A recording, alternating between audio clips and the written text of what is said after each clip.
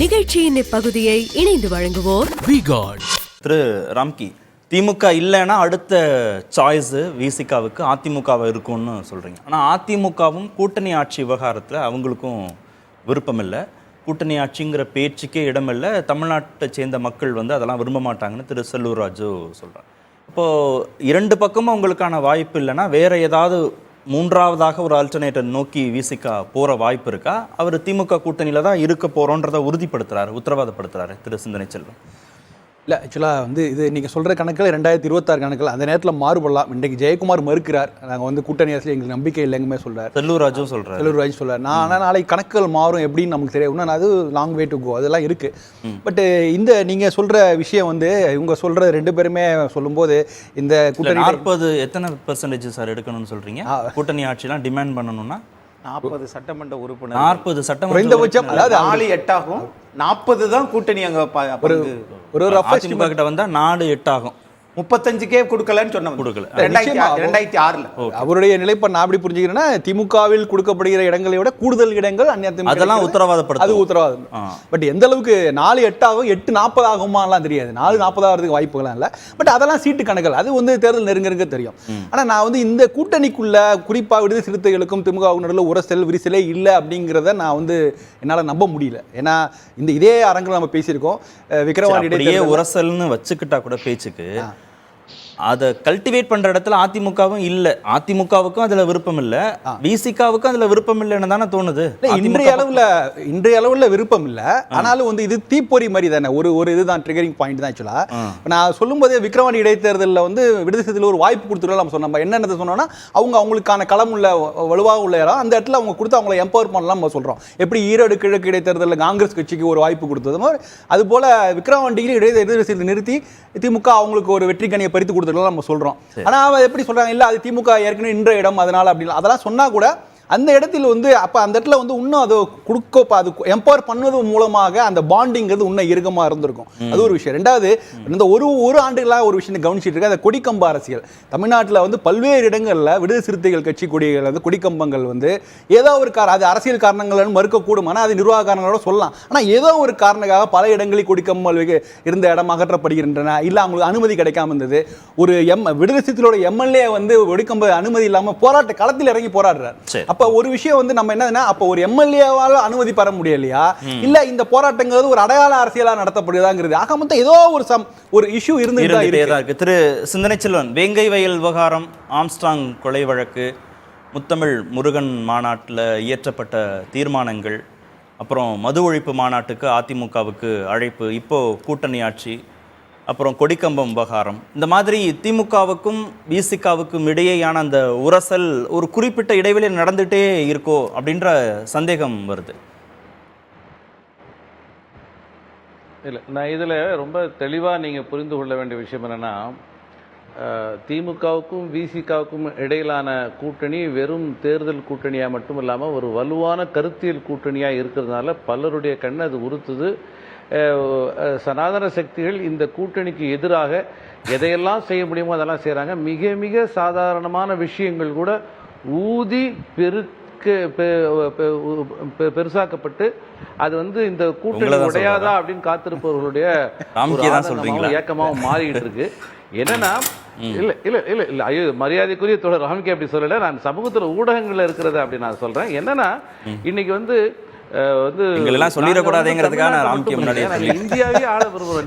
இல்ல இல்ல இல்ல இல்ல நான் மரியாதைக்குரிய தோழர் பேர அந்த மாதிரி சொல்றேன். நான் பொதுவாக சமூக ஊடகங்கள் எனக்கு ரொம்ப வருத்தம் என்னன்னா, நாங்க தமிழ்நாட்டை மட்டும் இல்லையா, நாங்க இந்தியாவே ஆள விரும்புறோம். சாதி ஒழிப்பு என்கிற கருத்தியல் இந்தியாவை ஆள வேண்டும் அப்படிங்கிறது தான். அதுக்கு ஒரு பருண்மையான ஒரு அடையாளமா இன்னைக்கு விசிகா இருக்கலாம், இன்னைக்கு வேற யார் வேணாலும் வரலாம்.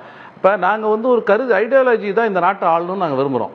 தனிநபர்களோ ஒரு தனிப்பட்ட கட்சியோ அதுக்கான ஒரு புறவயமான அடையாளமாக இருக்க முடியுமே தவிர ஒரு கருத்தியல் இந்த நாட்டை ஆளணும்னு நினைக்கிறோம். அதனால அந்த அடிப்படையில் எங்களுடைய பயணம் தொடரும்.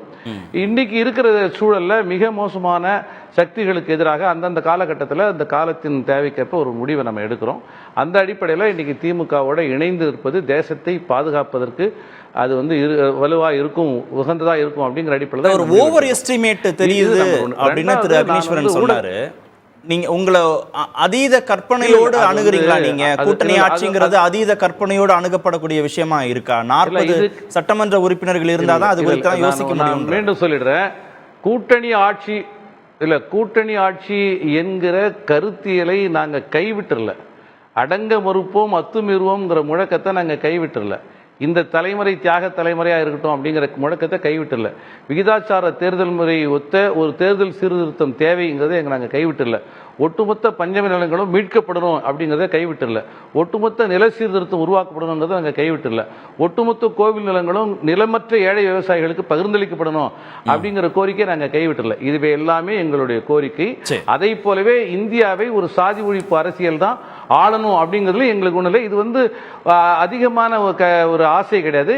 இது வந்து எங்களுக்கு இருக்கிற வலுவான தன்னம்பிக்கை. இதை நோக்கி நாங்கள் நகர்வோம், உறுதியாக நகர்வோம். இன்னைக்கு தேசத்தில் இருக்கக்கூடிய மிகப்பெரிய பிரச்சனையாக மதுவை மாத்திரம் பேசிட்டு இருக்கிறோம்.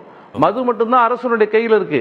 போதைப் பொருள் தடை செய்யப்பட்டிருக்கு. ஆனால் அந்த தடைகளை தாண்டி ஒரு மிகப்பெரிய அளவில் நான் வாழ்கிற என்னுடைய அக்கம் பக்கத்தில் உறவுகள் அப்படின்னு ஒவ்வொரு குடும்பத்திலையும் ஒருத்தர் வந்து சிதைஞ்சு போயிட்டு கண்ணால் பார்த்துட்டோம். இன்னைக்கு ஒட்டுமொத்த ஊடகவியலாளர்களும் அரசியல் தலைவர்களும் ஆன்மீக தலைவர்களும் மற்றவர்களும் சேர்ந்து இந்த களத்தில் நம்ம நிற்கணும். இன்னைக்கு வந்து நாங்கள் அதிகாரத்தில் பங்கு வேணும் நம்ம வந்து கேட்கல. அது ரொம்ப தவறான மோசமான ஒரு திரிவு.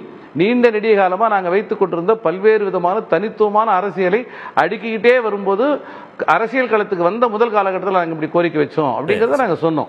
அது அண்ணா அப்பயும் சொன்னார்.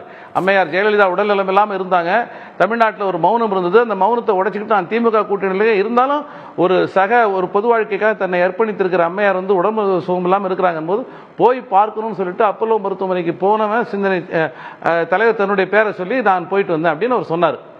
அப்போ இவைகளெல்லாம் அடுக்கிட்டு வரும்போது சொல்லப்பட்ட விஷயம் இது தவறாக வேண்டுமென்றே திரிக்கப்படுகிறது. இன்று ஆட்சி அதிகாரத்தில் பங்கு வேண்டும்ங்கிற நிபந்தனையை நாங்கள் திமுக வைக்கல. இன்னைக்கு சனாதன சக்திகளிலிருந்து நாட்டை பாதுகாப்பதற்கு திமுக, விடுதலை சிறுத்தைகள், இடதுசாரிகள், இந்தியா கூட்டணி, காங்கிரஸ் உள்ளிட்ட இந்தியா கூட்டணி வலிமையா நினைக்கிறோம். ரெண்டாவது இந்த உறுதியா இருக்கிறோம். இந்த பயணத்தை நோக்கி நகர்றோம். எங்களுக்கு வந்து எந்த கட்சியோட கூட்டணி வச்சிருக்கோங்கிறத தேசத்தினுடைய நலன் மிக முக்கியமானது. அந்த கோணத்தில் தான் நாங்க நகர்த்திட்டு இருக்கிறோம். மற்றபடி இதுல வந்து அதிமுக வந்து எங்களுக்கு நாங்க இது சொல்றோம். அதே மேடையில் அண்ணன் சொன்னாரு, அதே திமுக கூட்டணியில இருக்கீங்க, உறுதியா இருக்கீங்க, பதட்டப்பட வேண்டியதுல யாரும் மது நாங்க பதட்டம் மற்றவர்களையும் ஆனா ஒரு திரிவு தொடர்ந்து நடந்துட்டு திமுக கூட்டணி வந்து தலைவர் திருமாவை வந்து ஒரு எதிர்மறையாக சித்தரிக்கிற ஒரு திட்டமிட்ட ஒரு முயற்சி பலரால் மேற்கொள்ளப்படுது. சிலர் வந்து அது யதார்த்தமா இப்படி நடந்திருக்குமோ அப்படிங்கிற ஐயம் கூட சிலருக்கு இருக்கலாம். அதே மேடையில் என்னன்னாக்கா நீங்கள் மதுக்கடைகளை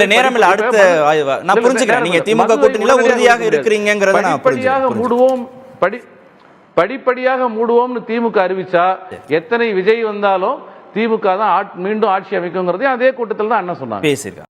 நிகழ்ச்சியின் இப்பகுதியை இணைந்து வழங்குவோர் V-Guard